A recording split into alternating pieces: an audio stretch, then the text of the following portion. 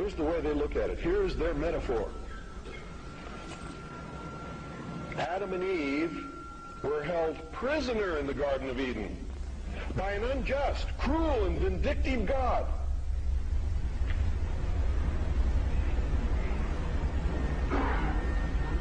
Until Lucifer, through his agent Satan, set man free from this garden by giving him the gift of intellect.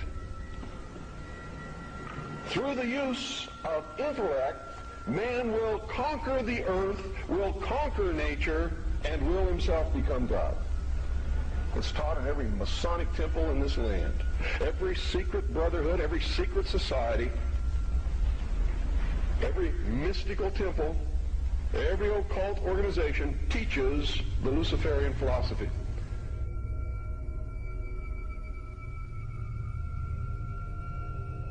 To understand the New World Order and the New Age worldview, we must go back into history and examine its origins. But first we must define our terms.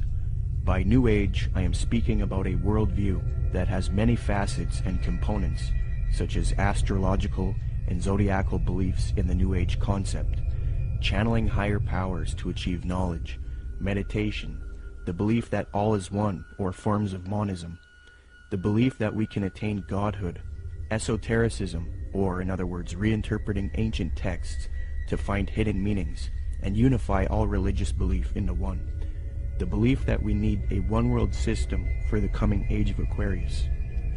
By New World Order, I am talking about a political agenda to create a one-world system, one-world government, one-world economy, unity of humanity into one organism, control over humanity, and submission of the masses.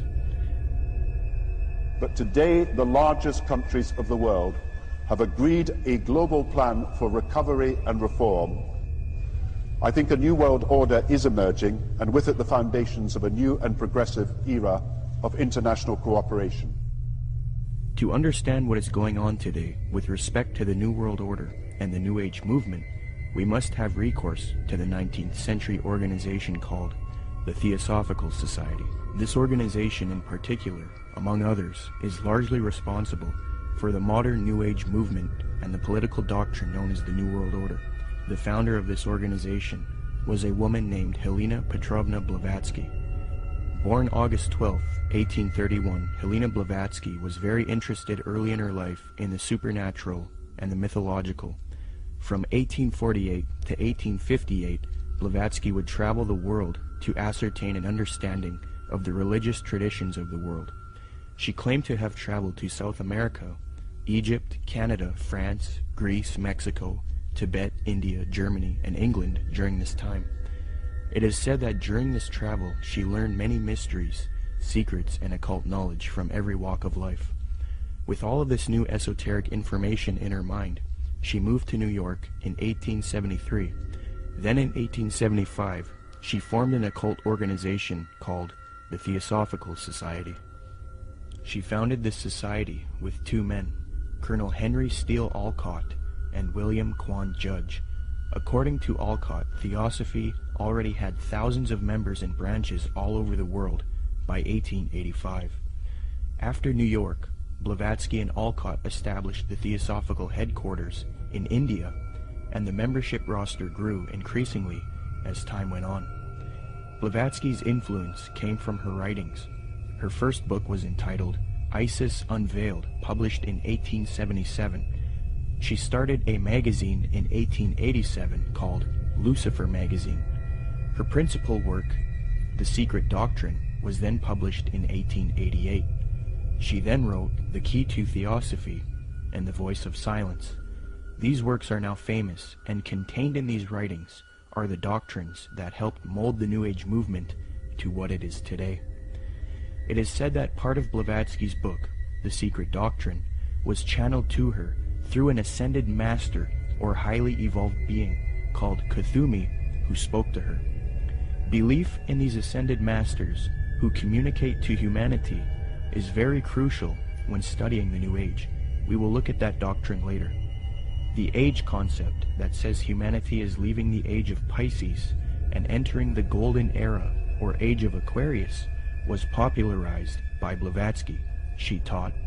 Theosophists, at any rate, some of them who understand the hidden meaning of the universally expected avatars, messiahs, socioshis, and Christs, know that it is no end of the world, but the consummation of the age, i.e. the close of a cycle, which is now fast approaching.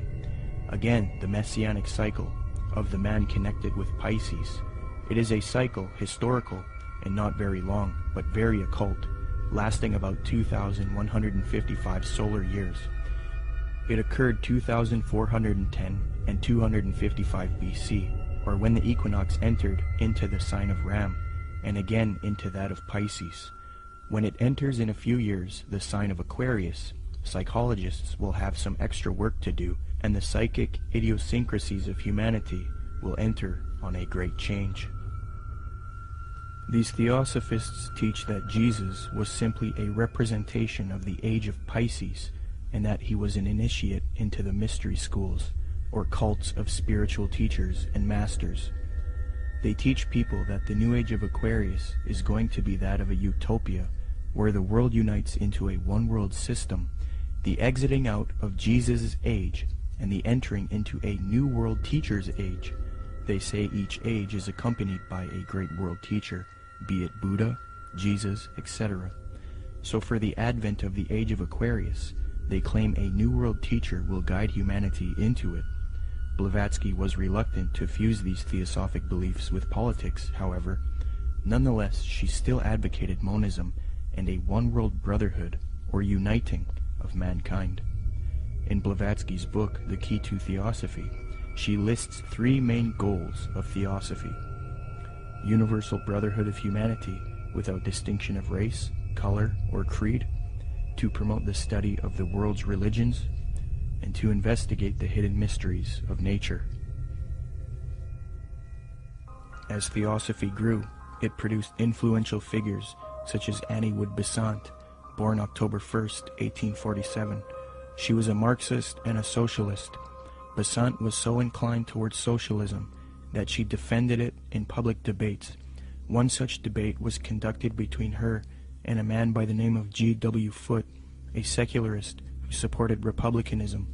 The debate was held at the Hall of Science on February 2nd, 9th, 16th, and 23rd, 1887, a four-night debate series.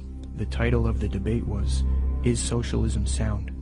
Angelique Richardson and Chris Willis from the University of London Institute for English Studies, when commenting on Besant's worldview, note, quote, "The socialist feminist Annie Besant joined the Marxist-based Social Democrat Federation, SDF, in the 1880s. Annie Besant met the founder of Theosophy, Helena Blavatsky, in 1890, and she quickly read Blavatsky's material. Besant recorded her first acquaintance with Blavatsky. She wrote, quote, "I was standing with my hand in her firm grip, and looking for the first time in this life straight into the eyes of HPB. We rose to go, and for a moment veil lifted, and two brilliant, piercing eyes met mine, and with a yearning throb in the voice, 'Oh, my dear Mrs. Besant, if you would only come with us.' I said a commonplace, polite goodbye, and turned away with some inanely courteous and evasive remark. 'Child,' she said to me long afterwards, 'your pride is terrible. You are as proud as Lucifer himself.'" Besant would get involved with the secret society known as Freemasonry. In 1902, she established the International Order of Co-Freemasonry, and then set up lodges all over the world with theosophic underpinnings. Theosophy, Freemasonry, and Marxism are all connected with the New Age movement. Besant would become president of the Theosophical Society in 1908. As I give you the history and lay the framework for the origins of the modern New World Order ideology and the New Age movement, it is important to note the role of Freemasonry. As previously noted, Theosophy and Freemasonry were somewhat affiliated in the late 19th century. In fact, Helena Blavatsky received an honorary degree of Apprentice Companion, Perfect Mistress, Sublime Elect Scotch Lady, from the Rite of Adoption. She was awarded with these titles by the 33rd degree Freemasons John Yarker, M. Kaspari, and A.D. Lowenstock. Here is a reprint of the Masonic certificate that Blavatsky received.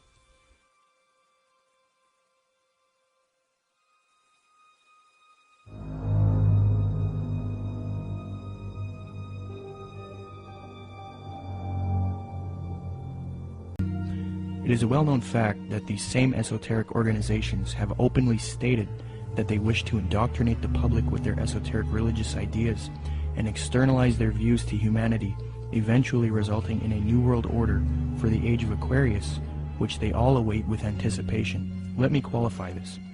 As theosophy grew, it produced another prominent woman named Alice Bailey, born June 6, 1880. She is one of the most influential theosophists, and it was her who was responsible for convincing New Agers that humanity needs to make a one-world government and one-world religion for the age of Aquarius.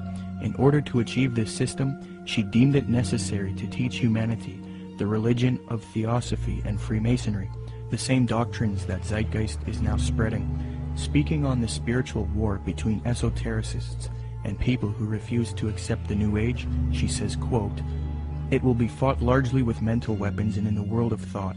It will involve also the emotional realm from the standpoint of idealistic fanaticism. This inherent fanaticism will fight against the appearance of the coming world religion and the spread of esotericism. It must not be forgotten that only those souls who are on the probationary path, or the path of discipleship, will form the nucleus of the coming world religion. There is no question, therefore, that the work to be done in familiarizing the general public with the nature of the mysteries is of paramount importance at this time. When the Great One comes with his disciples and initiates, we shall have the restoration of the mysteries and their exoteric presentation as a consequence of the first initiation." Alice Bailey also reveals that Freemasonry is meant to produce advanced occultists and is in accord with the theosophical goals. Quote, "The Masonic movement, when it can be, divorced from politics and social end from its present paralyzing condition of inertia, will meet the need of those who can and should wield power. It is the custodian of the law, it is the home of the mysteries and the seat of initiation. It holds in its symbolism the ritual of deity, and the way of salvation is pictorially preserved in its work. The methods of deity are demonstrated in its temples, and under the all-seeing eye, the work can go forward. It is a far more occult organization than can be realized, and it's intended to be the training school for the coming advanced occultists," unquote. Alice Bailey, the prominent theosophist, stated, quote, "The new era is coming, the new ideals, the new civilization, the new modes of life, of education, of religious presentation, and of government are slowly precipitating, and nothing can stop them." Okay, can you tell us about Benjamin Creme, Maitreya, and the Ascended Masters? Okay, well, Benjamin Creme was born in 1922, and in 1959 he was contacted by one of the masters, Ascended Masters. They don't really get real specific who actually contacted him first, but what they did is asked him if he wanted to participate in this coming, where he would actually talk about and be kind of like the John the Baptist for the coming Maitreya, as they called him. And he accepted, and in 1975 he started Share International, which is kind of like the mouthpiece for who they call Lord Maitreya. And in 1977, Maitreya actually made, according to them, his physical appearance, where he came from the Himalayas, and supposedly he occupied a body, came in on a plane from the Himalayas, and they even used that whole thing about him coming from the Himalayas in 1977 to say that this fulfills the Bible scriptures where it said he will come in the clouds, which is such a joke. But so Maitreya has really been, or Benjamin Creme has really been, like, again, the kind of like the false version of John the Baptist for Maitreya ever since, really. He's went around, lectured. He lectures at different and various occult groups. He lectures at Masonic halls and these types of things, places where he feels comfortable at. And he's been trying to herald in Maitreya for a long time. They've made many predictions where, they said, okay, he's most likely going to appear within this time frame, and most of the time they've just got everything wrong. So they'll say, well, he could appear any moment, but we don't really know when. The New Age religion, folks, is going to have a worldwide leader, a charismatic political and religious leader that they call Lord Maitreya. At least so far that's who they call him, or that's what they call him. This individual, as far as I know, has not made his public appearance yet, but the New Agers claim that he is on the earth at the present time. They claim that he came to live with the Asian community in East London, England, in July 1977 by descending from his ancient retreat in the Himalaya Mountains along the border of India and Tibet. They further believe that his imminent emergence into full public view is assured. They also claim that this individual is the one that the Christians call Christ, the Jews call the Messiah, the Buddhists call the fifth Buddha, the Hindus call Krishna, and the Muslims call the Imam Mahdi. In other words, all of the major religions of the world are awaiting the arrival of this one individual. And they say that he is on the earth now, patiently waiting for the appointed time to reveal his existence to the peoples of the world. They say that he will apparently assume the leadership of all of these religions, and when he does, he will create a one-world religion. The New Agers have written that in the esoteric tradition, previously defined as being intended for or understood by only a chosen few as an inner group of disciples or initiates, in other words, the esoteric means hidden. They claim that the word Christ is not the name of an individual, but the name of an office or function within the spiritual hierarchy of masters. They claim that the masters are a group of perfected men who have guided human evolution from behind the scenes for centuries, and they believe that this Lord Maitreya is that Christ. Now, Manly P. Hall has written of this individual by identifying him as, quote, the way, the truth, and the life, which coming to every life redeems all who accept it, unquote. Since Jiddu Krishnamurti, featured in Zeitgeist Addendum, failed as the world teacher responsible for ushering in the Age of Aquarius one-world system, Theosophists, Freemasons, and occultists have been waiting for their world teacher since then. Well, on January 9th, 1959, a student of Alice Bailey and Blavatsky, who was already familiar with the doctrine of the Ascended Masters, Benjamin Creme, would come into contact with powerful forces who would appoint him to introduce Maitreya, the world teacher, to humanity. Creme's first experience is as follows. On January 3rd, 1959, Creme became possessed by an energy, and a message from an outside force said to him, "Go to Blackfriars Bridge, south side, Blackheath side, on January 9th, 9:30 p.m. So on January 9th, 1959, Benjamin Creme followed these instructions and crossed Blackfriars Bridge in London, walking to the south side. There was no one about. It was deserted. There was a car waiting at the far end of the bridge. He walked beside the car and looked inside of it. There were some people in it who he did not know, but one of them was a man who told him he had been receiving messages from the Ascended Masters. From there, Creme started receiving messages again from this force, who he now believed were these Ascended Masters that Theosophy invented. This entity told Creme to pull out his tape recorder. It began giving Creme long dictations, which he repeated into the tape recorder. The entity said, "Now our master Maitreya himself has something important to tell you." Creme then claimed to be overshadowed by Maitreya, this leader of the Ascended Masters. In a sense, he was possessed by Maitreya. Creme claims that the experience was that of total identification with everything and everybody in the world, a kind of universal experience such as he had never felt. He was filled with a foreign tremendous energy. Creme claimed to have seen a vision of himself in the future, as well as Maitreya, the world teacher, who ushers in the Age of Aquarius, one world system. Later he was instructed that he would help introduce Maitreya to the world. Since then, Creme started an organization called Share International. They have a website as well. It is aimed at promoting Maitreya and the teachings of Theosophy and the New Age. Creme admitted that he was influenced by Helena Blavatsky and Alice Bailey. Quote, To many today, this awareness includes the recognition of higher states of consciousness attained by those who make up the emerging spiritual kingdom, the masters and initiates of the world. Their existence was first revealed in modern time by H.P. Blavatsky, co-founder of the Theosophical Society, as long ago as 1875. A more detailed communication about the masters and their work was given by Alice A. Bailey between 1919 and 1949. In her book The Externalization of the Hierarchy, she revealed the existence of a planned return to physical plane work and activity by this group of enlightened men, which return, I submit, has already begun.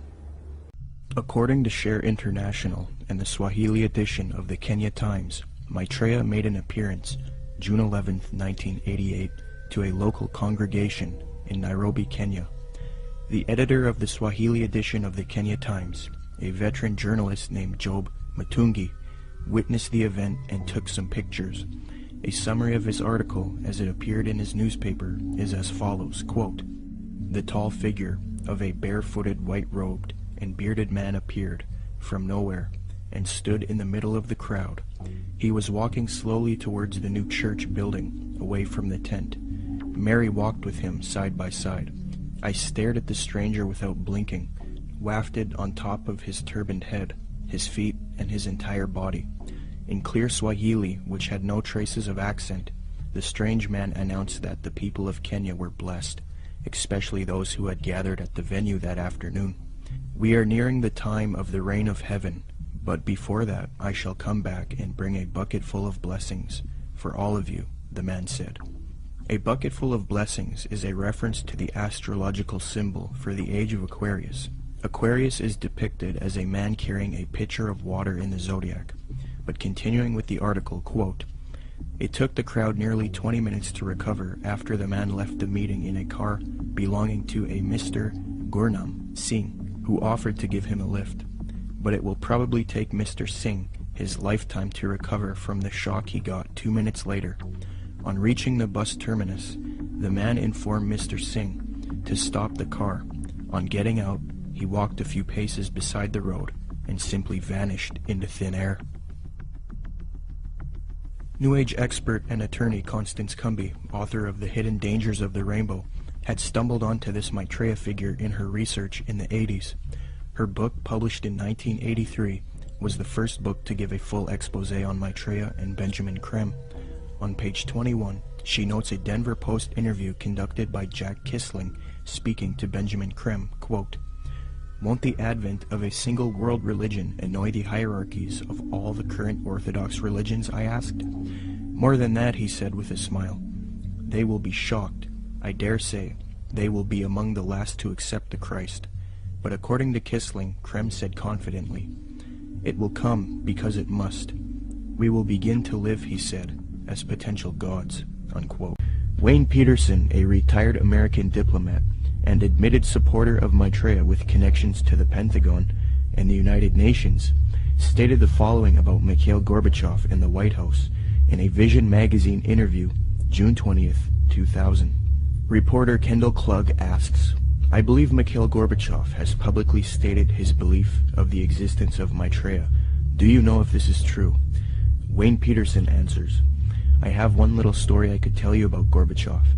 A friend of mine who has worked with the World Bank went to the Heads of State conference in Europe and gave a speech where he borrowed many of Maitreya's ideas for economic reform out of a book by Benjamin Creme that I had given him. He told me that he had read the book on his flight to Europe and realized that his keynote address to these world officials, especially presidents and prime ministers, it was a very high-level meeting, was going to be very boring, with many having heard similar sentiments over and over. So he thought he would throw in some of Maitreya's ideas into the speech. The country he was in had a reigning monarch who invited him to lunch the next day. When he showed up for lunch, there were 16 to 20 people there, including Mr. Gorbachev.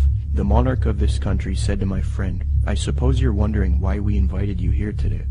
Well, we are all curious about where you got those ideas for your speech, which you presented yesterday.' He said that my friend Wayne gave me a book written by Benjamin Creme about Maitreya's mission. Immediately they nodded their heads. 'We thought so,' was the apparent response. 'That's why we invited you here. We all know of Maitreya, and we're doing what we can for him, but we are not able to say anything publicly because we are world leaders. We each have our own public to deal with. Only one person there stood up and said that they could use his name to legitimize these sightings, and that was Mikhail Gorbachev. He was the only man in the room who would say, "Use my name if you want." The reporter asks, "Do you think President Clinton has had an experience with Maitreya?" Wayne Peterson: "I don't know if President Clinton has. I believe that former President Bush has. We used to have transmission meditation groups that Maitreya had asked us to do around Washington, D.C. People who were interested in Maitreya and the reappearance story would get together once a week in Georgetown, in the home of President Bush's main counselor at the White House. President Bush came over to this house for dinner one night, and the hostess was in the dining room as President Bush asked her, 'What do you think? I'm running against Clinton in this election. Am I going to win?' She said, 'No, Mr. President, you are not. Maitreya has already said that you are going to lose to Clinton.' Bush never challenged her, but merely said, 'Yeah.' He didn't ask who Maitreya was. He was very quiet, and then said, 'I think I've got to go now.' Benjamin Creme has said many times that he had heard from one of Maitreya's associates that Maitreya had appeared to Bush and that they had a discussion in the White House. So that incident with my meditation group seemed to confirm that Bush did in fact know of Maitreya. I do know people in the White House have been visited by Maitreya many times, and the people I'm talking I've seen on the front page of the Washington Post, standing next to the president.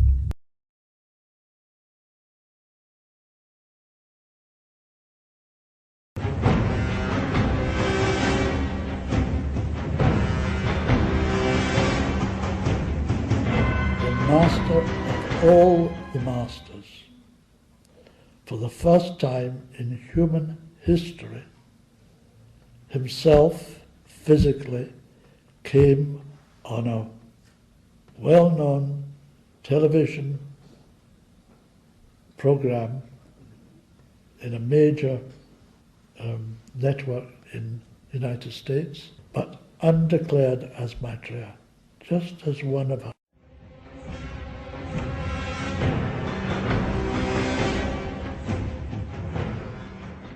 For our last segment, we're joined by author and activist Raj Patel, who's just come out with a new book, The Value of Nothing: How to Reshape Market Society and Redefine Democracy. The title comes from Oscar Wilde, who wrote, quote, "Nowadays, people know the price of everything and the value of nothing." Raj Patel's earlier book is widely considered the authoritative work on the global food crisis, called Stuffed and Starved: Markets, Power, and the Hidden Battle for the World's Food System. Raj Patel's worked at the World Bank, at the World Trade Organization, at the United Nations, has also protested them on 4 continents.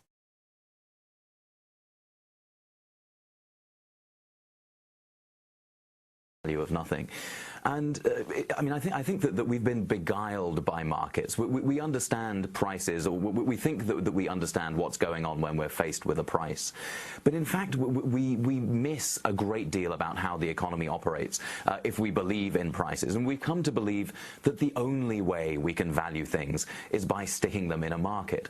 The trouble is, of course, as we've seen through this recession, that markets are a tremendously bad way of valuing things.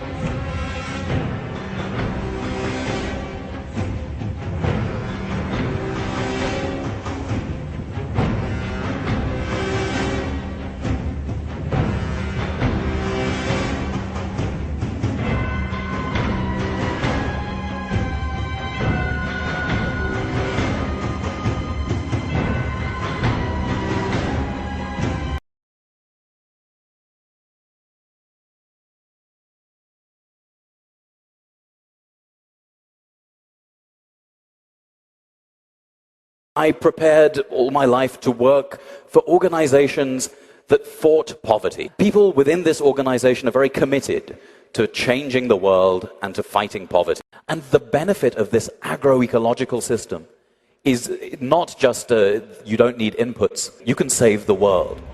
Food sovereignty is a way of saying, actually, you know what, that's not okay. Food, corporations don't need to eat, they don't need to sleep, they don't love, they don't need housing. It's human beings who need all these things. And human beings need to be able to control resources so that we can actually, all of us, take over the world. All of us can control the world. I met La Via Campesina first when I was protesting in Seattle against the World Trade Organization. We were marching in the streets, and there was this beautiful sea of farmers wearing green and waving their green banners. And they represented to me the most hopeful kind of globalization. A globalization where you learn from one another. A globalization where you share. Food sovereignty is about a right to have rights over your food system. This is a very different model from what the World Bank, for example, is saying. For too long in agriculture, as well as other things, mistakes have been made by someone else, and we have to live with the consequences. We all need to get involved in shaping our food system. But that means that we have to tackle the food system at every level. Food sovereignty is about an end to all forms of violence against women. If we are interested in tackling inequalities in power, then we must tackle the violence against women not only in the household, but the violence that stops girls being educated, the violence that stops women being able to sell their goods in the market. We need to, and by redistributing so that everyone shares, equality makes everyone better off, and generosity makes us happiest. We will be happier people when we share, not when we impose, but when we learn from one another. Because when I'm connected to everyone, I disappear. There is no, in being excellent, you lose yourself. Before the camera started rolling about the uprising in the Middle East right now, and you said this is actually related. So how is the crisis in the Middle East right now and what's going on in Egypt related to food and hunger? Well, there are a lot of working people around the world. There is this yawning gap between the price of food and their income. And so the protests that started off in Algeria have spread, and they're in part about food and about food prices. But they're also about people empowering themselves to say, well, enough is enough. And there is something that we can do about transforming our world. Now, in Egypt, those protests have taken a certain form, but in fact, around the world, you're seeing these so-called food rebellions, right. And I think we can expect to see many more of them in 2011.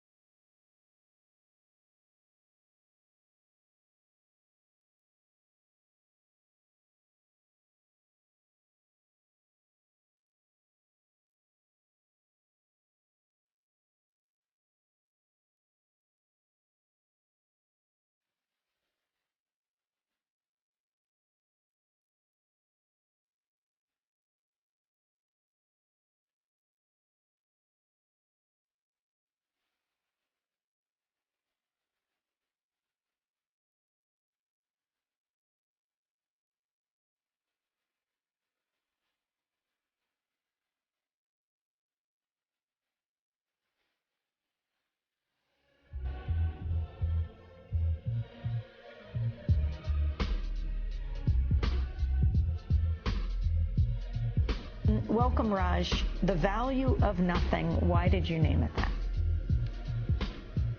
Well, good morning, Amy. The reason, as you say, it comes from the Oscar Wilde quote, people today know the price of everything and the value of nothing. And I think that we've been beguiled by markets. We understand... We live in a world where there are 850 million people who are going hungry every year, and 1 billion people who are overweight. And the connection between the two is that the way we get food today is through international markets. What is it that you highlight that is new that we haven't heard before? Well, I mean, what I'm really trying to get at is precisely the fact that externalities by themselves won't magically appear in prices without political change. And so what I'm doing is firstly observing the fact that even someone like Alan Greenspan admits there's something fundamentally wrong with He joins the us politics from of free market. San Francisco. Welcome, Raj Patel. Hi, Amy. How are you? Very good to have you with us. What's causing this surge in food prices around the world? Well, it's a number of factors. For a start, there were just bad harvests last year. Some people say that this is a sign that climate change is biting in our agricultural economies, and it's certainly the case that there was some very bad weather, particularly in Australia last year. What is happening in South Africa? Okay, so the website is Abahlali, ABAHLALI.org, and the organization is called the Abahlali Basim Jondolo, which is Zulu for people Daily who live Finance in here with Raj Patel, the best-selling author of the book The Value of Nothing. Raj, thanks for being here today. Good to be here. So I just want to jump right into it. I would like you to distill the message of the book in as few sentences as you can. Sure. I mean, the title, The Value of Nothing, comes from the Oscar Wilde line. Nowadays, people know the price of everything and the value of nothing. They do, and the trouble is that by hiding prices, hiding the real costs of the way that we consume today, we actually end up causing a great deal of environmental harm, a great deal of social destruction. The way that we consume, for example, the way that we consume food, hides a lot of the environmental damage behind food. I mean, I give the strong case for linking the reforming of our market system and market structure. You link that with redefining democracy. Help me imagine how that would work. Well, the latter part, the redefining democracy part. Right. Yeah. I mean, of course, it's important to realize that in many ways we don't live in a democracy. We live in a complainocracy where every 2 years, we boot out the people who have disappointed us and we elect new people who have yet to disappoint us. But that's different from democracy, and I talk in the book about ancient Athens, the birthplace of democracy. Now, ancient Athens. Thought of this book, The Value of Nothing. Well, explain the premise first, the concept here of why we are all wrong about the way we see the world. Well, basically, Henry, the idea is that as the Wilde quote says, we know the price of everything and the value of nothing, and we think that the only way in which we can value the world is by sticking a price label on something and letting the market sort it out. But of course, as the recession has shown recently, prices are a fairly bad way of affixing a value to anything. A twofold problem here. Well, one, of course, Secretary Vilsack is right that Americans spend far less of their income on food than almost any other developed country. But that's an intentional subsidy that's been funned towards American consumers. And Raj Patel, the Food and Agriculture Organization of the United Nations, says we're on track to have the third largest wheat crop ever. How is it possible to have that and also have a record number of hungry people worldwide? Well, I think this is the interesting point. I mean, there's a lot of questioning among the punditry about whether we are, in fact, back in 2008. And if you cast your mind back, what we saw in 2008. So if you were president of the world for a day, what two things would you change? One of the things, I mean, I certainly think that a citizen's wage is a brilliant idea because all of us have a right to food. And sadly, that right has rather been trampled on by the interests of large corporations, of powerful governments. And I mean, what we're seeing around the world, I mean, one doesn't want to sort of paint doom and gloom, though what we're seeing at the same time as we need to be sort of very clear-sighted about the kinds of things that Tom did see, is a movement that's trying to push back against these trade liberalization agreements. I'm joined by Dr. Raj Patel, who is a political economist and author of Stuffed and Starved, Markets, Power and the Hidden Battle. Particularly underpaid. 50% of the world's total output is unpaid women's labour. And of course this is something that matters in Australia right now. We had the figures coming out yesterday about how women in Australia are paid 70% less than men for the same work. This is something that every couple of years we boot out the people who have disappointed us and bring in people who have yet to disappoint us. but most assuredly will. Absolutely. But what the Zapatistas have is more akin to a kind of genuine democracy, like they had in Athens, the birthplace of democracy. And the Zapatista style of democracy, where you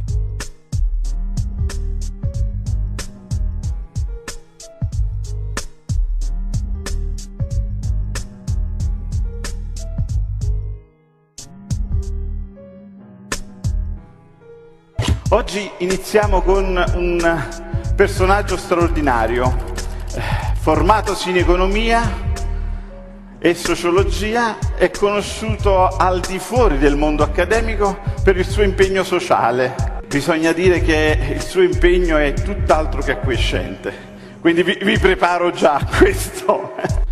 Signori, a voi, Raj Patel.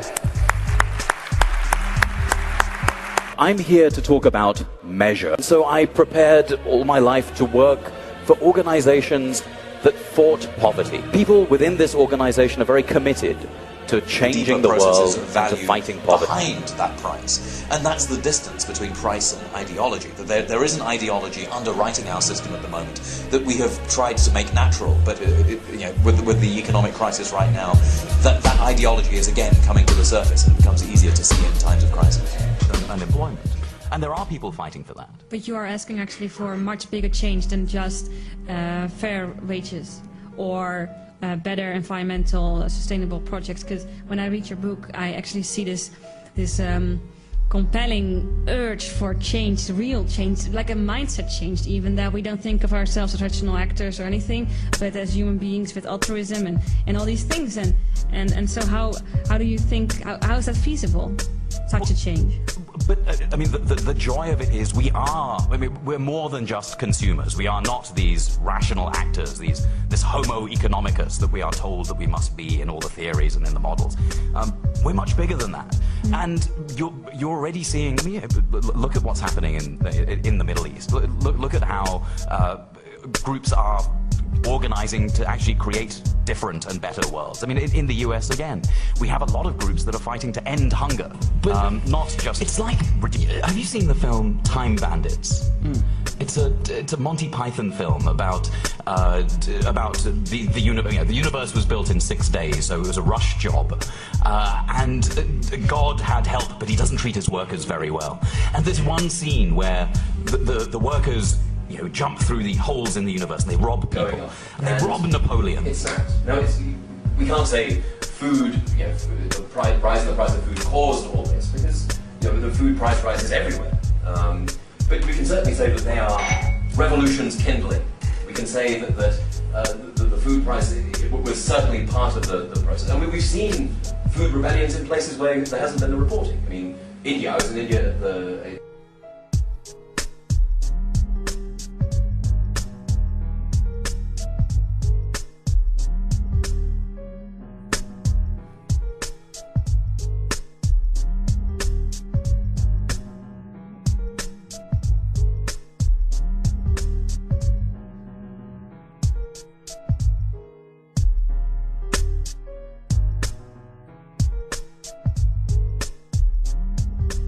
An idea that began in Toronto, where 20 years ago, there was a sort of mix of people who were in government, who are activists, who were in the local school system, and they got together and they're like, how are we going to make hunger disappear from our community? Right. Not just reduce hunger, but education levels and welfare levels. They understood. And they're examples that are being experimented more and more around the world. And so, for that reason, abandoning this idea of economic man and abandoning the kinds of ways we value things through that result in the GDP number, and moving towards other models that value the world differently, I think that actually there's a great deal to be optimistic about. The question is, how do we get from the system we're in at the moment to the one we need to go to? And that's that inevitably involves confronting some of the inequalities that we see today. That involves protest, but again, protest brings people together, and that's usually a good thing. That's the journey. Thanks very much. But about empowerment. To think about how in the future we're going to live in a world where everyone gets a say in how food is distributed, and so that everyone can eat well together. And there are ways of doing that right now. Why not drop a line to your local food policy council, which is a kind of space where local businesses and government and activists, youth, including you, can get together and end hunger in your community. And the way we're going to do that is not through charity, but through joint democratic empowerment. We still don't have quite as much as we hope we might, so if you can continue to pitch in the last couple of weeks of the campaign, we'd be really grateful. But thanks so much for everything you've given us so far. Yes, so far we can go on the trips, but we can't afford to actually eat on the trips, and given what the film's about, I think we probably need to. Because otherwise it'd just be called Generation. Exactly. The Lost Generation.